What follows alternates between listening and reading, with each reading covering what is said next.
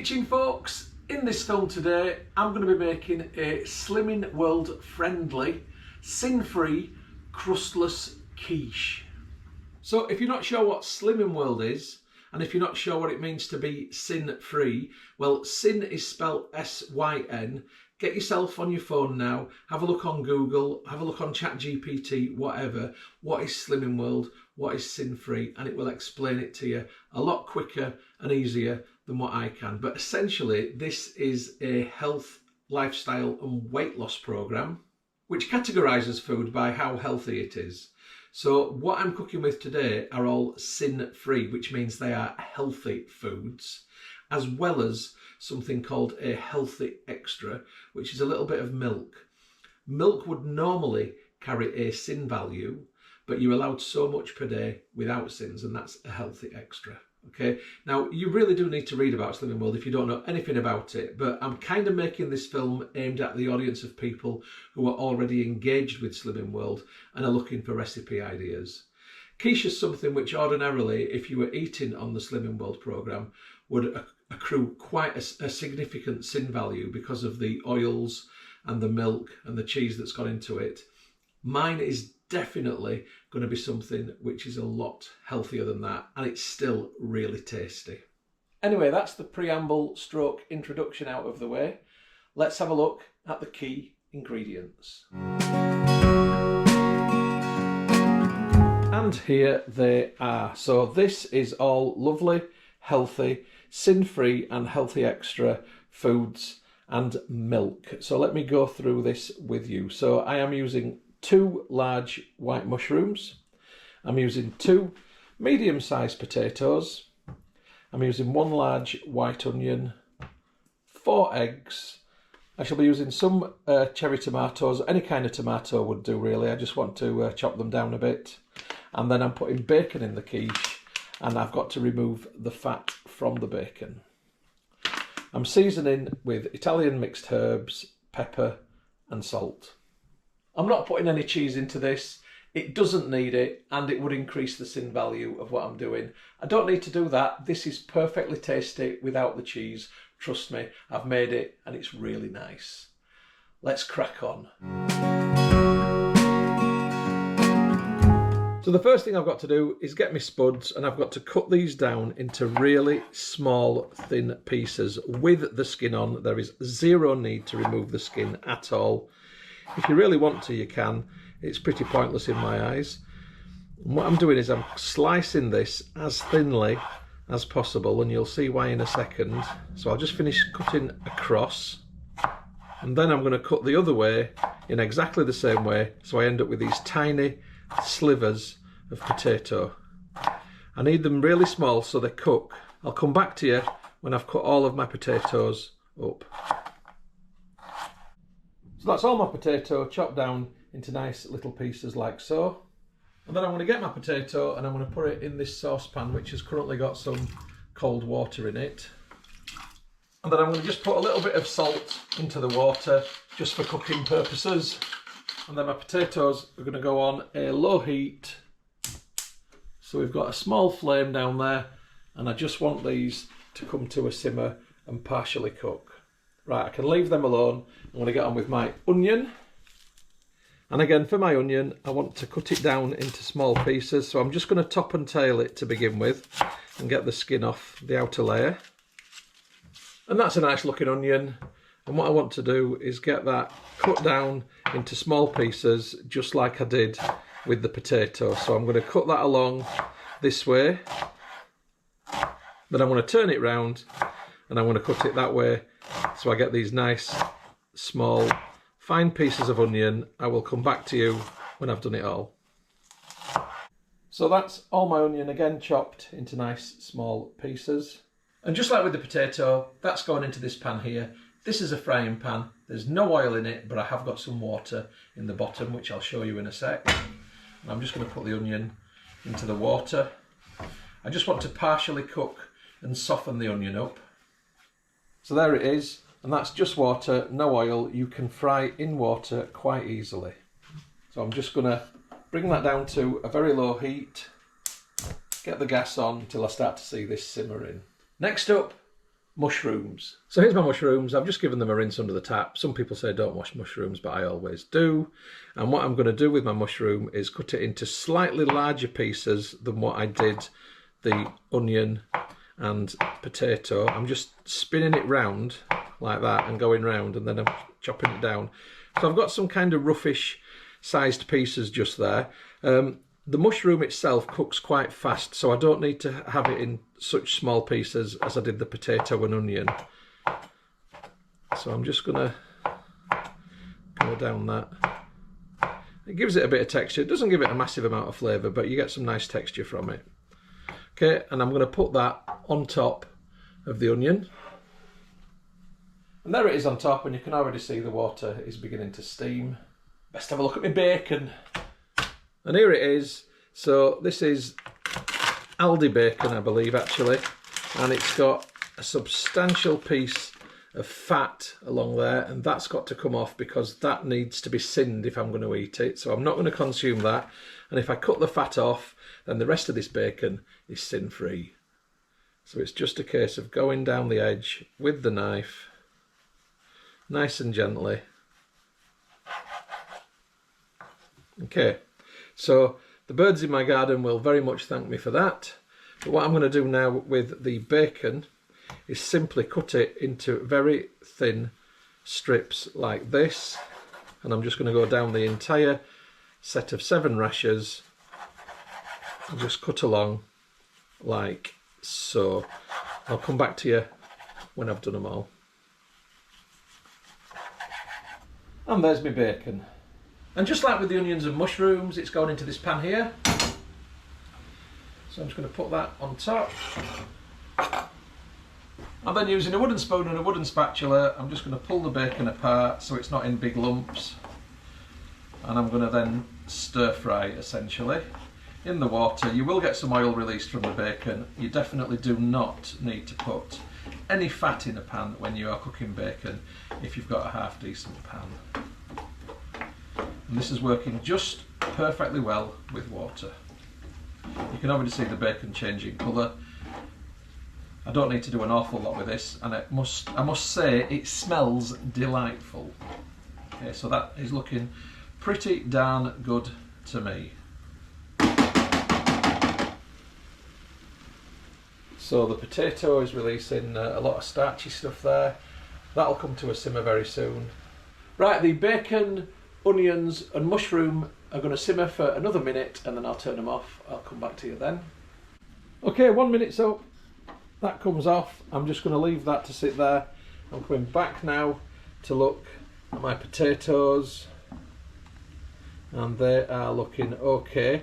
I want them to cook for a little bit longer though, so whilst they're boiling away, let's get cracking. So I'm going to crack all 4 of my eggs into this plastic whisking vessel here.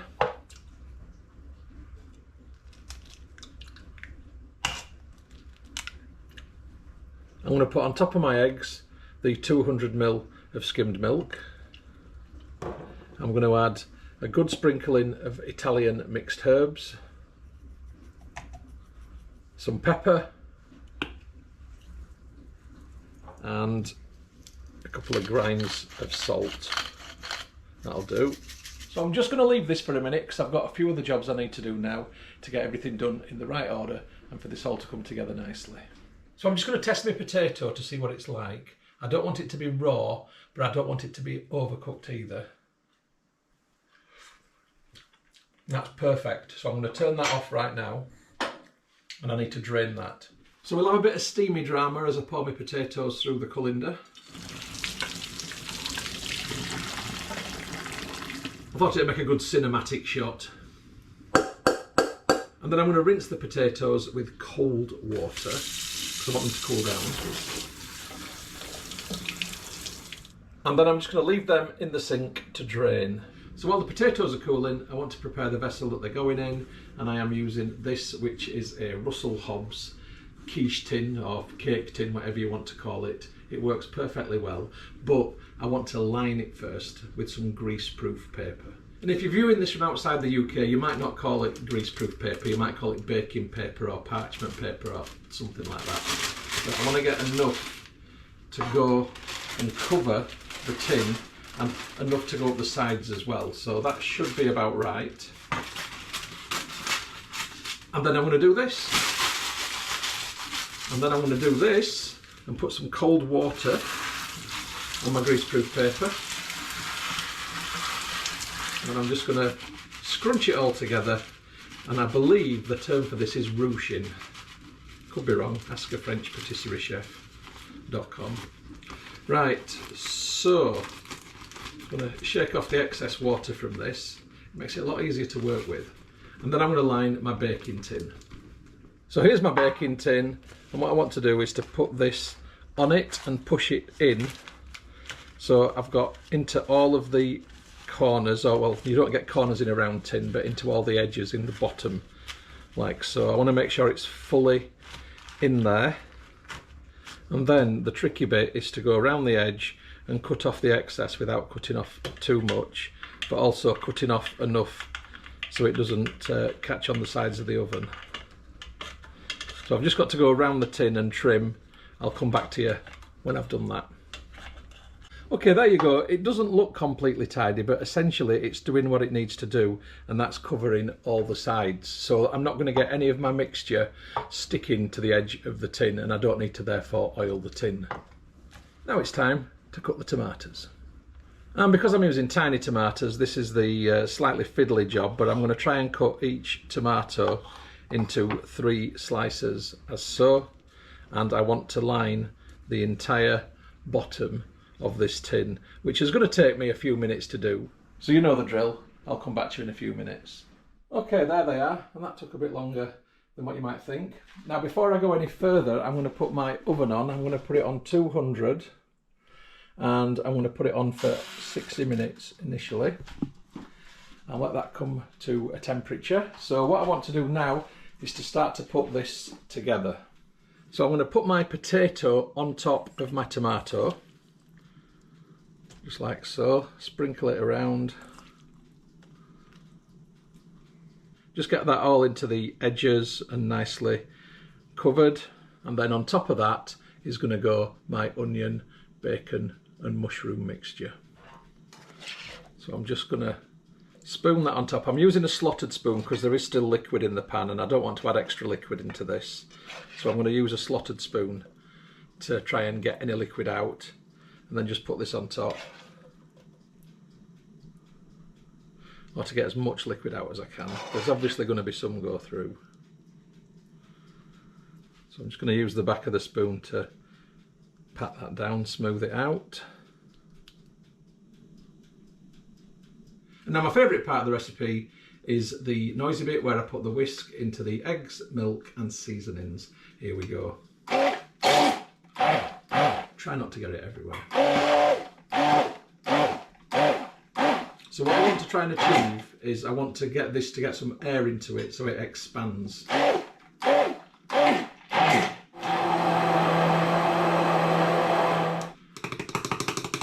That'll do. And then I'm simply going to pour this on top all the way around, like so, and let it begin to fill in the gaps. There you go.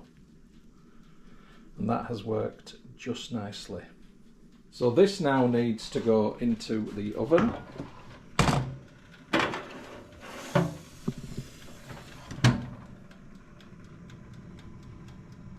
I think it's probably going to take about 40 to 45 minutes to cook properly.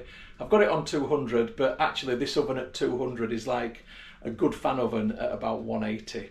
So we'll see. I don't want to nuke it. I don't want to burn it. I'd rather take the time with it and it comes out nice than comes out burnt and not cooked in the middle.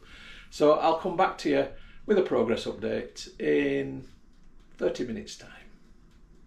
There, I told you the local birds would appreciate the bacon fat. Okay, just over 30 minutes later, and that is not looking too bad at all. I'm just going to get it out and have a look at it. Yeah, this is looking pretty good to me. So that's looking nice and firm. So what I'm going to do now is flip it. Yep, I'm flipping my quiche, and that's why the tomatoes are on the bottom. they're going to end up on the top. So there's the quiche. This is what I'm flipping it onto. So I've essentially got to put this on top like that. It doesn't 100% fit, but just about. It can be a little bit tricky. Let's hope it won't be. With oven gloves on, bring it round like so. Get the oven gloves out, and then hopefully this will just lift off the top. Yep. So far, so good. Now, I'm going to peel the greaseproof paper off. I'm trying not to lift the tomatoes with it. Sometimes it works very well and sometimes it doesn't. I've just got to be gentle.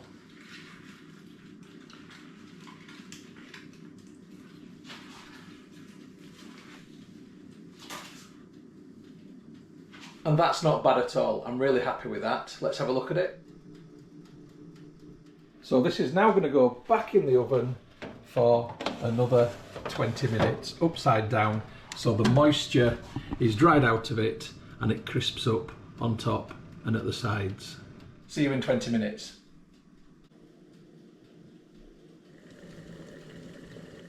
Right, it's action stations. I've got some sugar snap peas on the boil, and I now need to get my crustless quiche out of the oven. That does not look too bad to me at all. Anyway, I think it's safe to say that I'm very, very happy with how this has turned out. Let's get into it.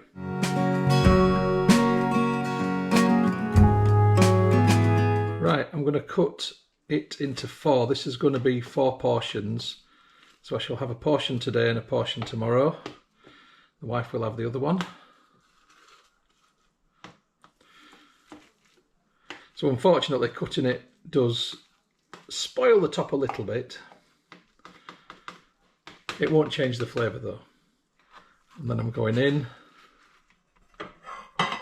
and onto the plate. Right, I need to drain my peas. And then get these on the plate alongside. Beautiful, tasty and healthy. And there it is on the plate. That's not bad. Sin-free. But as ever, the proof is in the tasting. Looking forward to this.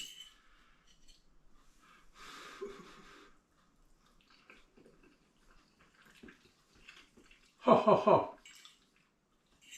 It's beautiful. It really is lovely. I mean, onions and bacon, you can put that in anything and it makes it taste good. The potato is a bulker. It's giving you some carbohydrates as well. The mushrooms there for texture. The flavours have come together really lovely. Onion and bacon being predominant, and the mixed herbs have carried through nicely. It really is very, very good. I can't forget the tomatoes. Sweet actually, really sweet tomatoes. Slightly caramelised. That's from flipping it over. Really good. I want to finish this. I'll catch you on the next film, folks. Whatever that may be. Hope you've enjoyed it. Thanks for watching. Feel free to like, subscribe, leave comments. I always respond to them. Catch you next time, folks.